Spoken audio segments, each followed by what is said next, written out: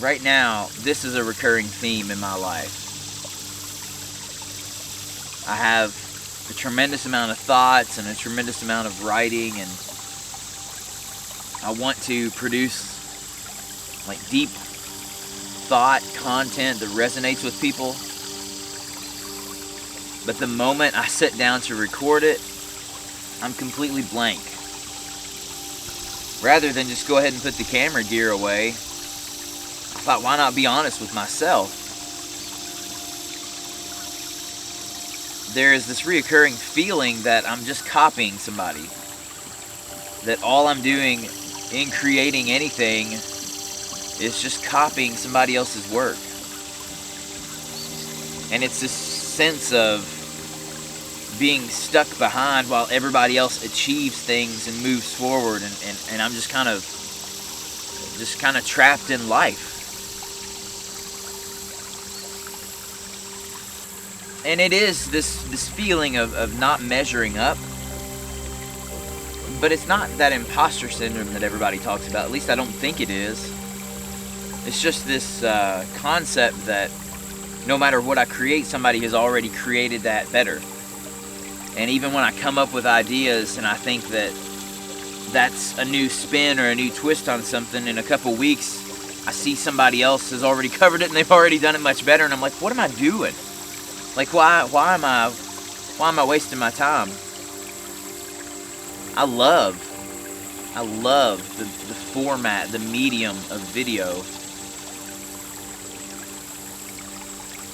But it's a really weird thing to feel like you're always behind, like you're always riding the coattails of somebody else. And, I know we're not supposed to like line ourselves up with everybody else and like view our successes in light of somebody else's successes.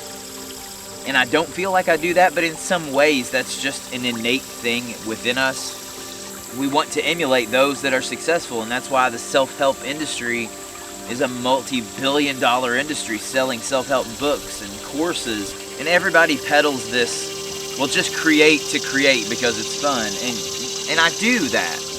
But at the same time, whatever you create or whatever you write or whatever you do in life, you want people to notice it. Not maybe for recognition, but just like if I write a book, I don't write a book just to write it. I write it because I want somebody to read it. I produce videos because I want people to watch them. I want them to be able to identify with them. I want them to find some kind of value. And so we consume other people's works, and they become part of us, and they become part of our personality, and that comes out in our work. And I think that's okay. But I'm constantly battling, am I producing my own work? Is this my own idea, or is this just, me pulling from somebody else and trying to copy their pattern? And it doesn't mean we're not happy. I'm very happy. I've got a great life. I have nothing to complain about. But I still feel trapped. I feel trapped in life because I feel like I'm not creating Matthew Hyatt's content. I'm just creating stuff that somebody else has vomited out, and I'm just taking it back in, recycling it, and using it again. That's kind of an unsettling thing to have to admit. But then I was talking with somebody that I consider to be very wise and very successful in a lot of areas, and they mentioned something that really stuck with me. It really resonated with me, and it kind of opened my mind up to the fact that if I'll focus on it, there's a lot of freedom in it. And it's just that everything has a certain structure, whether it's a movie or a book, just a story in and of itself, a business. They all have these set structures, and they have to follow a certain structure to even be considered that thing. Like a movie with no narrative is not a movie, it's just images, right? It's just a slideshow of video, basically. And to think that that structure is what everybody builds from. If I can focus on that, then there's a lot of freedom, because I realize that ultimately we're all just copies of copies. And that's okay, because at the end of the day, we're putting our spin on it. We're putting our take. And anything that I create or produce, even though it might be very similar in a lot of ways to somebody else's content or video or artwork or writing, it still has my life experience behind it. It has my voice. It has my conversation and my thought pattern, which is going to be different than somebody else's. And that's where there's value. I think especially as creatives, maybe we don't want to pinpoint with our finger what it is that is really causing those symptoms. We just want to brush them off and say, well, it's part of the creative mindset. But it's like when you're driving a car and the check engine light comes on. It doesn't mean the car's bad. It just means that there's something that needs to be addressed. And so you go to the dealership, they get out the little computer, they plug it in, and they pull the code to see what the problem is. Once you know, then you can address it. And once it's addressed, you just keep on driving.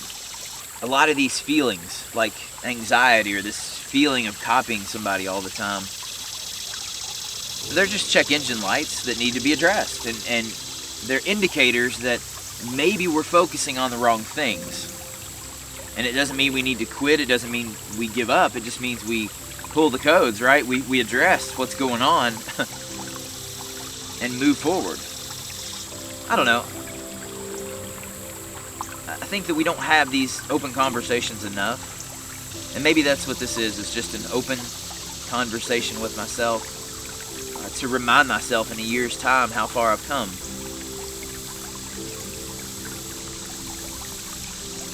The really intriguing thing to me about it all is that what I'm going through is the same experience you'll go through.